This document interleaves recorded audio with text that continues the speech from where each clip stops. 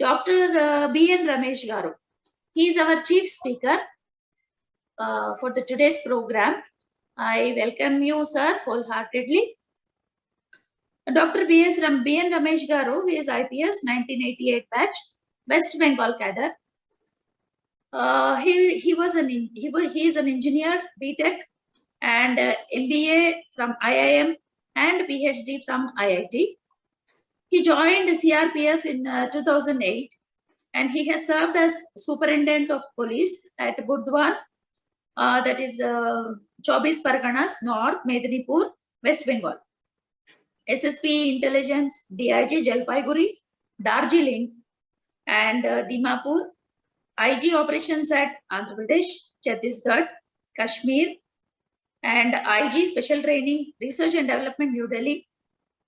CRPF Director, Internal Security Academy, CRPF, Mount Abu. He has several publications to his name, including research papers on topics like Rajiv Arogyasri, System Dynamics in European Journal, Tribal Issues in National Seminar 2011. He has chaired International Conference on Public Policy and Governance at IISc Bangalore in September 2012. And he presented a paper on innovative style of leadership for bringing university in Kashmir. He has also authored number of books like Training Needs Analysis of Police Personnel in Naxal-prone Areas, Internal Security Challenges of India, Ways and Means to Fight, Bureau of Police Research and Development, Ministry of Home Affairs, and Antecedents of Maoist Movement and State Response, a study of AP. It is being published. These are a few to name. ఇట్లాంటివి ఆయన చాలా చాలా ఉన్నాయి. ఆయనకి మనం చెప్పాలంటే పేజీల తరబడి మనం చెప్పుకోగలం ఆయన గురించి. And first and foremost is a Patriot to the core. ఇప్పుడు ఆయనని right now he is presently DGP of west Bengal. He was posted there last year. The very, very tough times. We all saw what has happened during the elections and all. So at 20 tough times, though, he did his job very efficiently. Congratulations, sir. Namaste. Namaste, sir. So I would like to request Dr. B.N. Ramesh Garu to go ahead and enlighten us with the life history and various anecdotes of Sri Lal Bahadur Shastri, our second Prime Minister. Thank you, sir. At the outset, I thank Sister Sirisha Garu or Sirisha Ji for taking this initiative, using our own account in Zoom, arranging this. And I also thank the availability, the organizers or the company of Zoom, which make this technology possible. That I am from Calcutta, Sirish Ji from Telangana, and Mr. Sheshagiri Garu from, I think, from Vizag, and Charan is from Hyderabad, and my daughter, she is from Kerala, and many others may join in the time to come. Now, today, this Vajra Bharat group took initiative, thanks to the initiative of our sister, in commemorating the memory through paying tributes to one of the greatest sons of India, namely Lal Bahadur Shastri. It is not customary just to remember people who have occupied the positions of power. That a person from such a humble background, an ordinary teacher's son, who could not pay the fee to the boatman to travel the Ganges, Ganga, Maha river, and hence put his books to his head, tied with a towel, and swam across the river to reach the school in time. They say morning shows the day. Morning was shown when he swam Ganges as a student. for not failing to attend the school.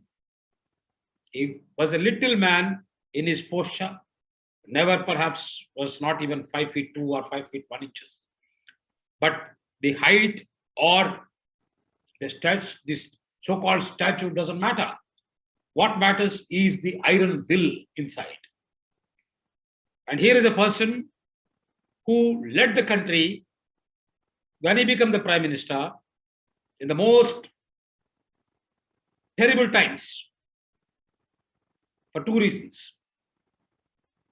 The country which took to some form of ideology, so-called non-alignment, and then socialistic planning kind of things, even though the word socialism was not part of the Constitution of India at that point of time.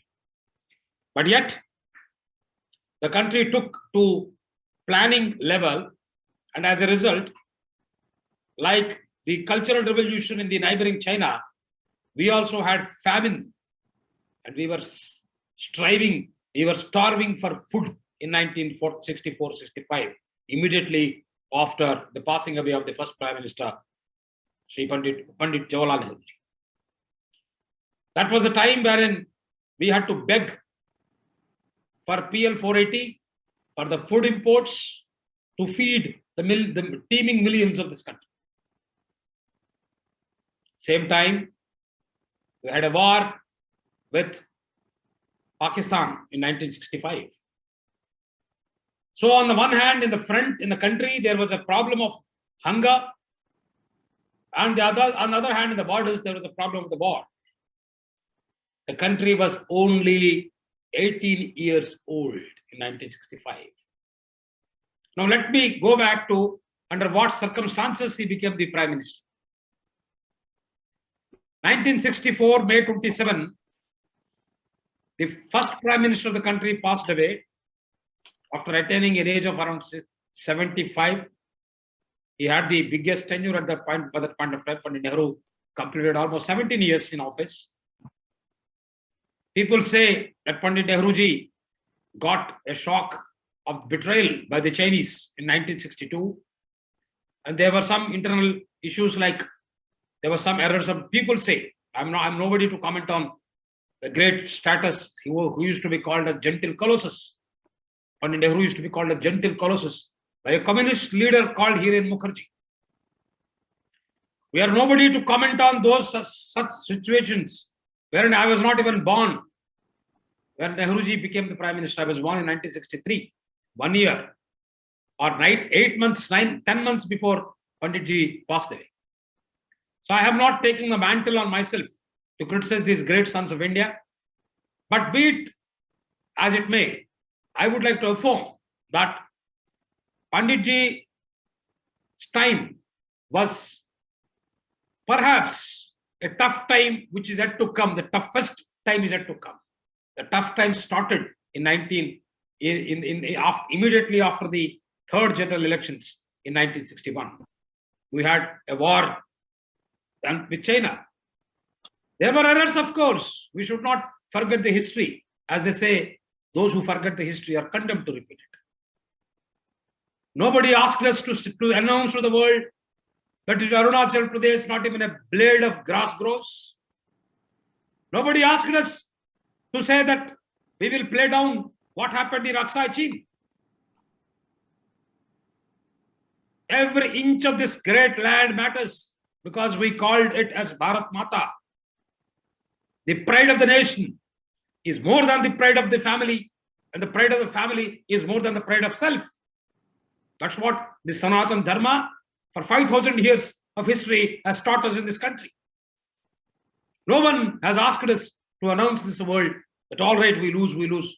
So what? Of course, so what?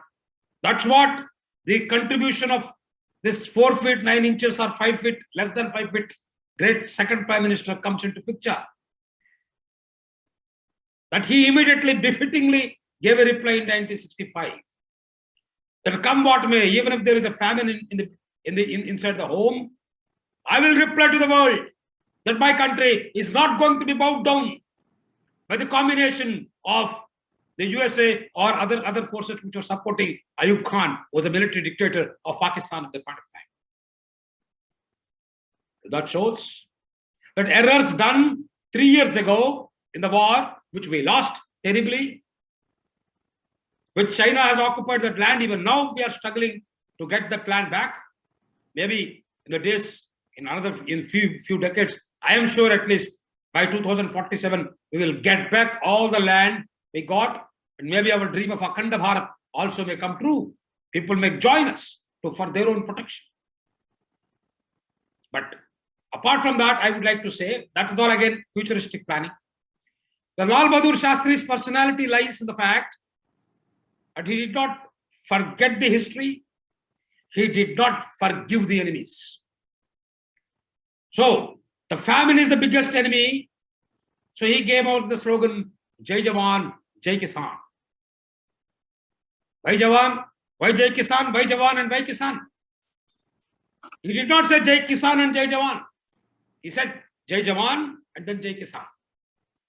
The first word Jai Jawan means unless your borders are safe, those within the borders cannot be safe. It is very simple, fundamental principle. Even my great-grandmother knows and taught us through so many small stories during the time just to make me to go to the bed. And by the way, why the grandmothers tell us stories when we go to bed? Why not when we get up in the morning? The reason is when you go to bed, your mind is fed. When you get up of the bed, your mouth is fed. When your mind is fed, that remains for 6 hours, 7 hours, 8 hours in the mind, and you go on thinking it, you will internalize it. That is why the stories are told in the bedtime. That's why mother is the biggest teacher, is the best teacher. Grandmother, who is the mother of the mother, is better than the mother in experience. So that stories, Jai Jawan. So the borders of Jawan, the Jawan has to be strength. You are known by your sovereignty. Those of us who are preparing for civil services, I will invite their attention to the fact that the state means 4 important factors. One is the population, second is the territory, third is the government, and the fourth and the most important is sovereignty. And who maintains the sovereignty? The writ of the state, the writ of this great book, the Constitution of India. Who maintains that? That is maintained by the Jawans. This Constitution of India, the Jawans maintain that. And the army, the police, the security apparatus, they maintain the prestige of the flag and the prestige of the national symbol. And that's why he gave the slogan Jai Jawan, so that the people support the army. The people gave full moral support to the army so that they can take on Pakistan. What is the idea of Pakistan?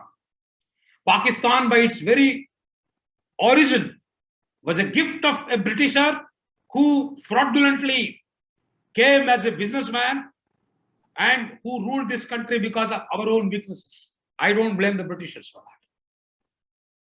Because when my weakness is my biggest enemy, why do I blame external agencies when I myself am my own enemy? And for 1,000 years, this land, great land, because of its disunity, because of internal problems this country has among so many caste communities, so many, tyrannical rulers, the people suffered and they continue to suffer till 1947. And unfortunately, that has also continued when we have created Redcliffe Line, Metcalfe Line, so many lines, and the people are divided. We call that country as Pakistan, this side as China, and so many things. And we had inbuilt system, and the Britishers left. They left us to fight. To that extent, when Clement Attlee granted us the freedom as the Prime Minister, it was Winston Churchill who used to call Bapuji, Mohandas Karamchand Gandhiji as half-naked fakir. And he said, this country is a nation of snake charmers. And this country won't survive for more than 10 years. This is what that Churut-speaking Winston Churchill told. And he was disproved by Lal Bahadur Shastri. the real Mickey Mouse of India. So Jai Jawan is so important. Now, how is Jai Kisan is important? Unless you are self-sufficient in your food, you can't go and do a begging bowl. There is only one beggar in the country whom we all worship, because his wife is the giver of the food.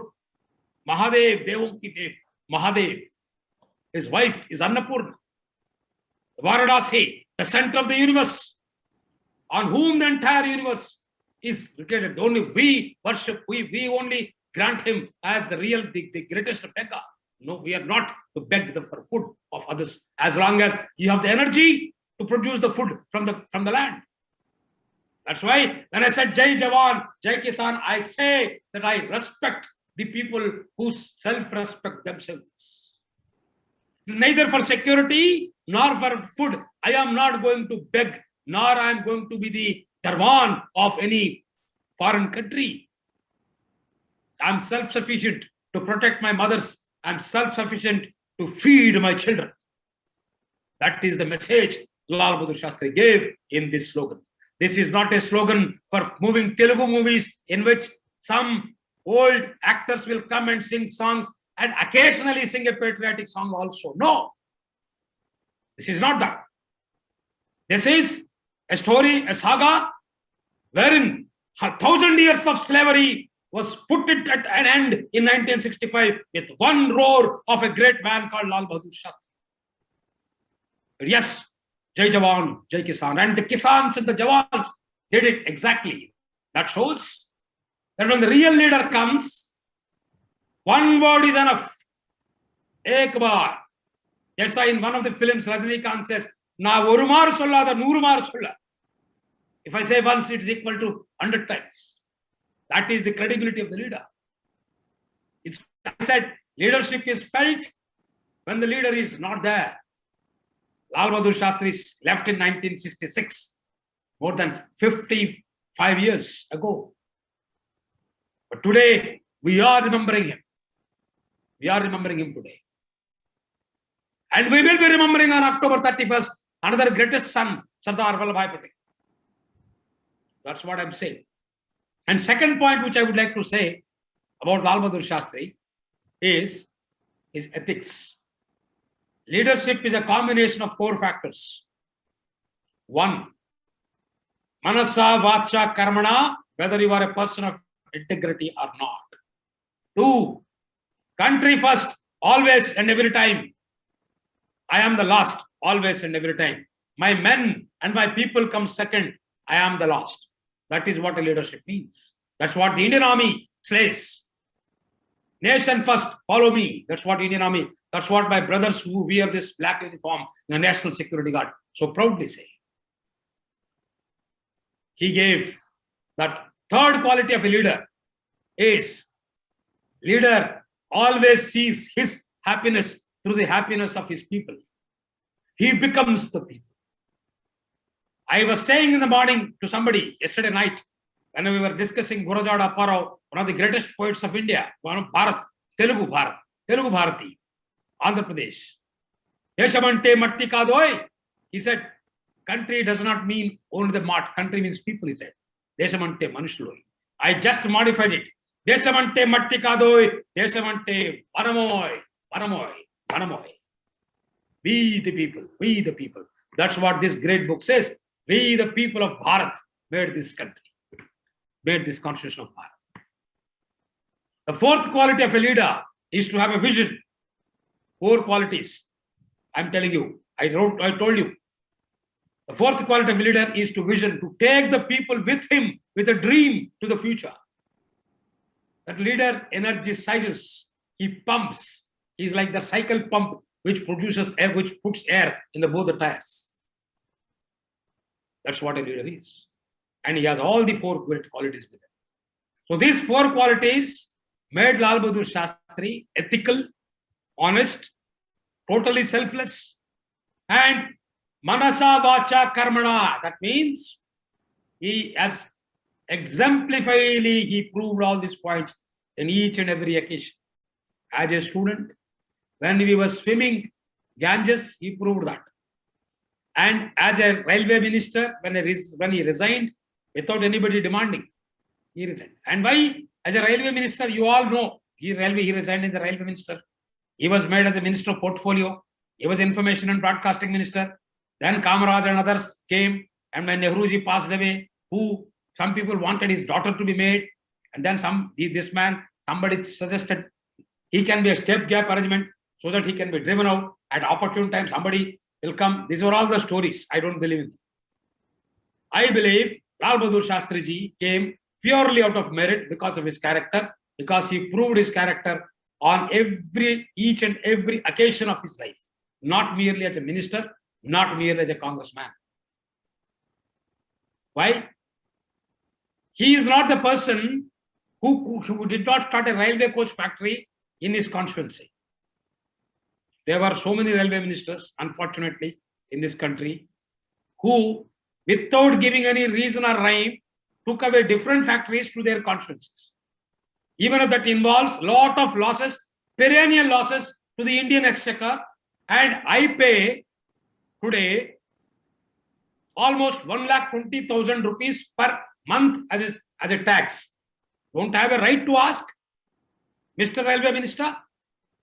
Supposing you are spending 1 lakh crores to start a constituency, to start a factory in your constituency, which is the border of the country, so that any enemy can come and bomb it and throw it away, just because you want to get yourself or your son re-elected next year.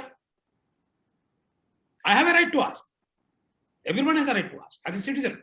I don't have a right to ask him as an All India Service officer, but I have a right to ask because I have a right to question those who are taking away my money. 1,20,000. I am those 1 or 2% of the people who pay taxes to the country.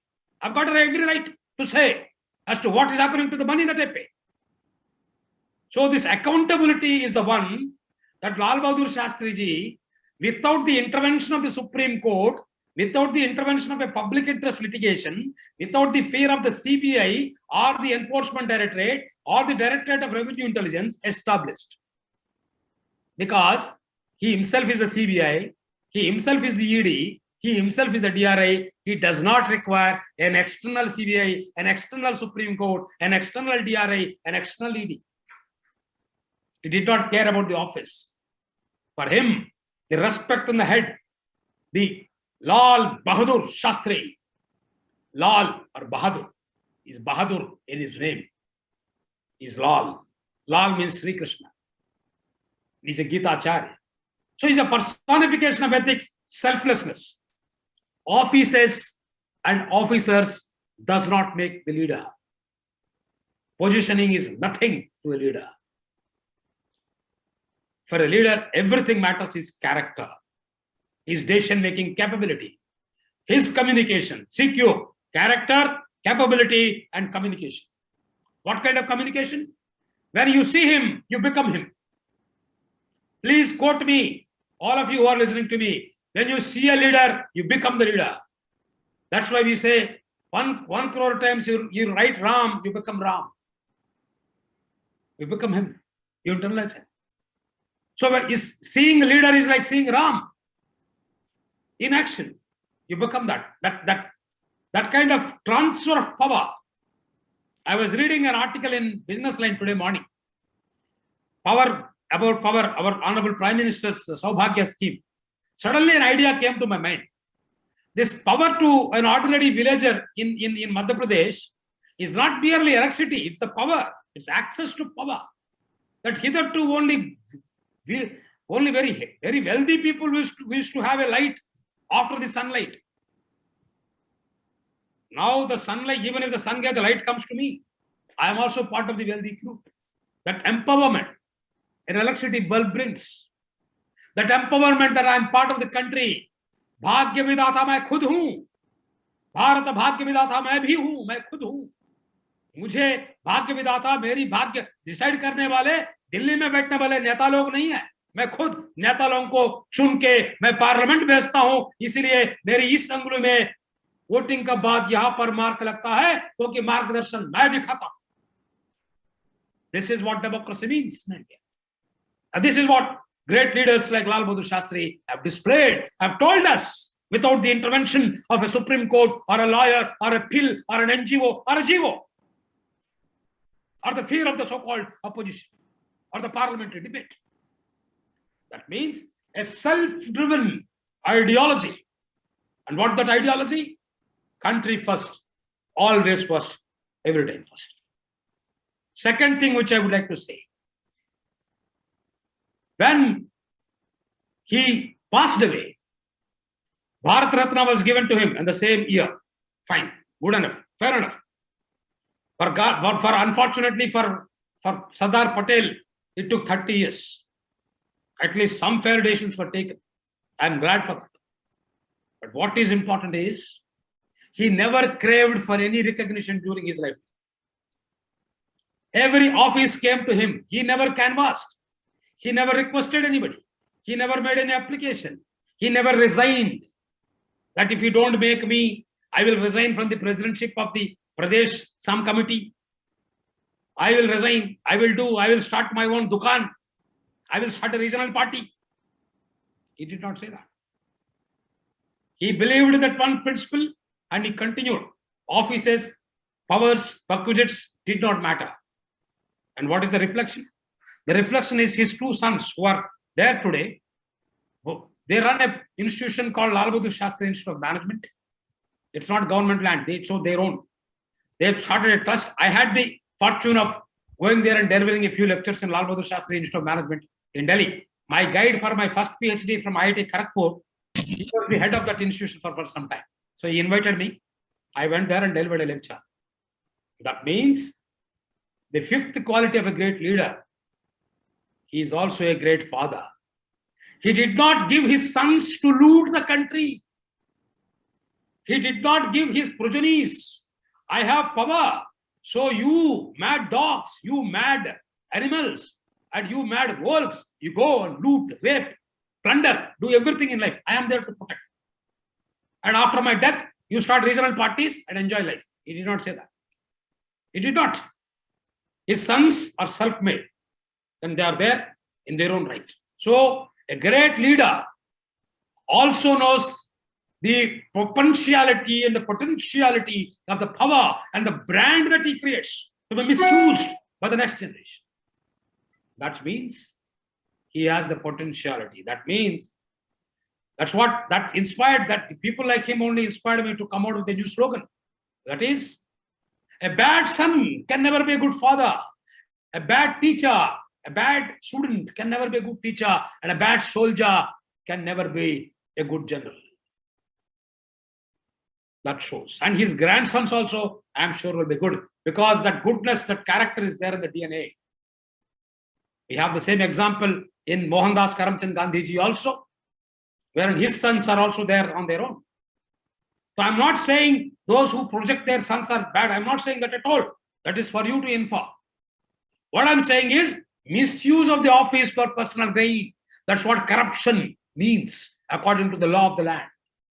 Misuse of the power for personal aggrandizement, causing wrongful loss or wrongful gain. That is corruption. He was not a totally honest man.